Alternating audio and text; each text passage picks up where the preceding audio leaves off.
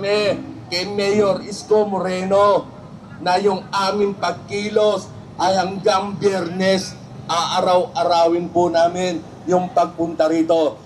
Pagod na ba kayo mga kasama? Laban ba tayo? Kaya kinakailangan natin magsama-sama, magparami tayo. Bukas, nandito pa. Dito pa ba sila? Kuya, Sampo po sa aking pamilya ay mga riders. At yun ang problema. Na dapat magsama na problema, init lang ang araw. Pero ngayon, putang ilang gas na. Pinag-aaway na ng maliit. Kaso, yan, pwede naman nilang harapin ang tunay na problema eh.